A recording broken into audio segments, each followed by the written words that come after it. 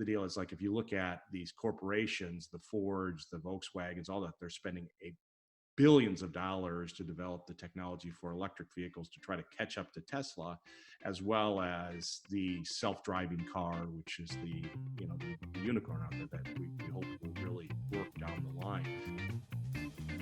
Hello, and welcome to the Hire Yourself podcast. We publish episodes twice a week about franchising and business. Each Monday, we'll release a 30-minute episode where we dive deep into a topic. Thursdays are our shorter, lighter episodes where we will discuss things like business resources or topics of personal growth. I am one of your hosts, Pete Gilfillan, and I'm joined with my business partner, Nat Truitt. And together we have every experience in business and franchise ownership. We have worked hard over the years to realize our dreams and control our own destinies. Our experience will help you become a better business owner and franchisee so that you can live life on your own terms. All right, Pete, I have a quick question for you. So if Henry Ford was alive today, what Ford car would he be driving or would he be most excited about? You know, I think about the Shelby GT 500, the Mustang. It's incredible. It's sexy, all that kind of stuff. But I don't think that's Henry Ford. I think, that's just too sexy for him. And then I think about the cars and stuff like that. And I could see that. But I think he's probably a guy that drives a Ford Escape. And this is why. No, it is one that is not overly flashy, so it's very practical. It's an SUV, so it's got a lot of functionality.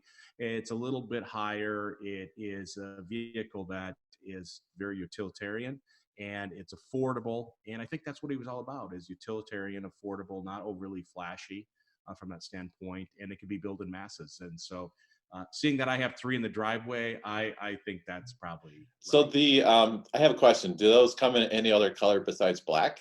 Yes. We actually have 3 colors in our house. We have charcoal gray, white, and a silver. So yes, they do come in other colors. You know what's interesting? I would actually be curious to pull the dimensions. I wonder if what was some of the first cars, like the Model A or the Model T? I am almost wondering if the Ford Escape is actually almost exactly the same, because when you think about, like, when you think about that Ford Escape, it seems like almost the same scale as one of those original cars. And those were up a little higher too, to be honest. Yeah. That'd be interesting.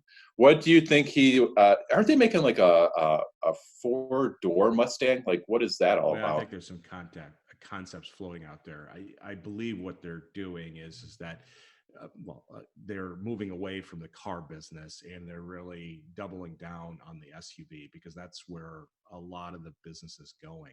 You could debate whether you get out of the car business, but the idea is they're focusing on it. So they're taking iconic brands and they're making them 4-doors, right? So they're looking at the Mustang. Now they already have the Mustang-inspired SUV electric vehicle that's coming out later this year.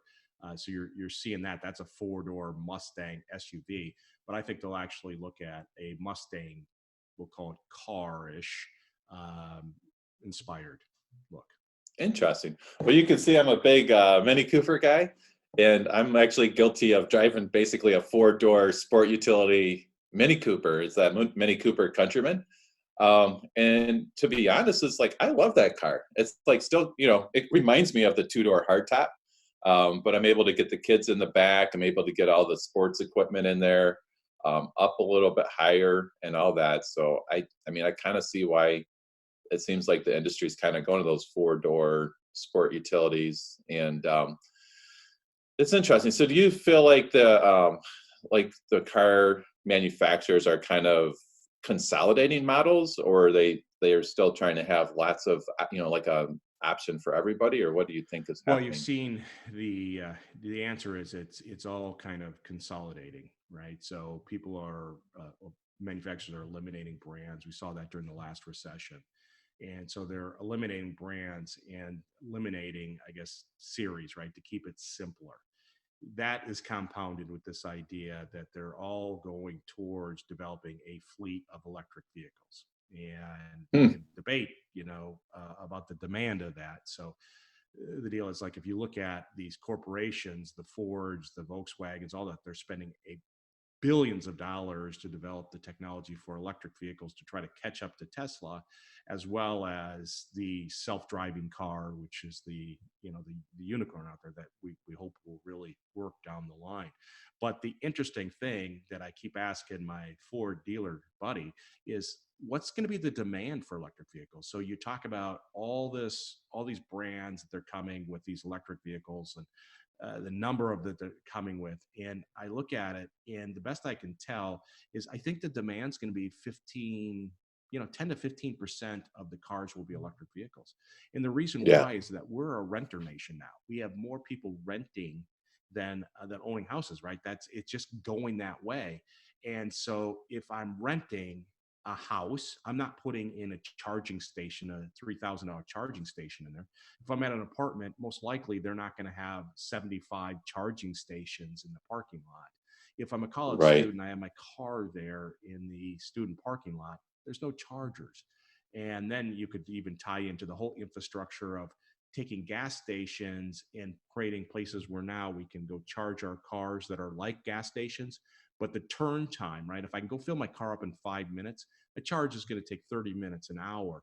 That's a much different turn. So I see a lot of production coming when it comes to electric vehicles. I just don't see if the demand will necessitate the amount of production that's coming our way. Yeah, it's interesting because U.S. is whatever they're calling it, energy neutral, or whatever. Where we're, it seems like we have plenty of gas right now. Gas is pretty cheap at the pump.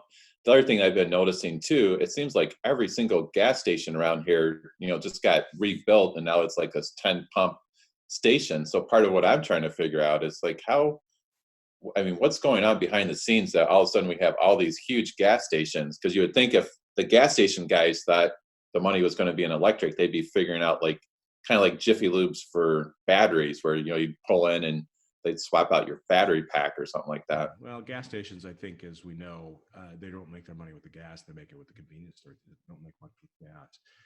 Is that true? I've like actually never been inside a gas station. I looked at some of those businesses. I believe the convenience store part of it is where you really kind of make the money. Yeah. I do see like when I'm doing like Uber Eats or whatever, now I'm seeing like there's Urban Counter, and I'm like, what's Urban Counter? And it is like the food part of one of these gas stations, and so they're really upping their game quite a bit. Yeah. The interesting thing, we're back to electric vehicles, right? Most people, I'm going to drive an electric vehicle to keep the world green, all this kind of stuff. Well, the deal is that you have to have energy to recharge the Oh, vehicle, right? wait a So you minute. have to, So that's what right? is that what those trains full of coal? Is that what's happening? Yeah, well, gas, oil, whatever it may be. But bottom line is, you need energy to recharge these vehicles, and so we're going to be in the oil business or the natural gas business or the nuclear business for a very long time, I suspect. Yeah. Interesting. Well, I guess if people have an opinion or thought, I'd love if they wanted to just type in some comments. That would be great. I'd love to kind of get some feedback on their thoughts about electric versus gas and what kind of car Henry Ford would be driving this today. Well, hey, listen, if Mini came with an electric vehicle, I've heard the rumors that they're working on one, but would you drive an electric vehicle?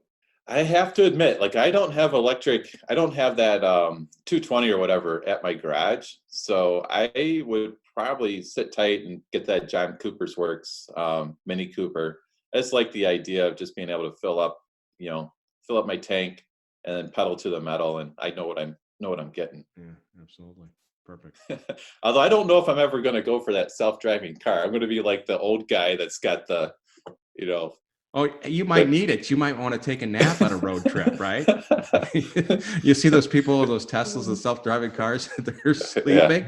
I can't even imagine. So, Yeah. Well, it's a fun time to be alive. So this technology is so cool. What's happening with vehicles? It's, you're even seeing now just things like Hyundai. I just saw an ad where they have, I think it was on the Super Bowl.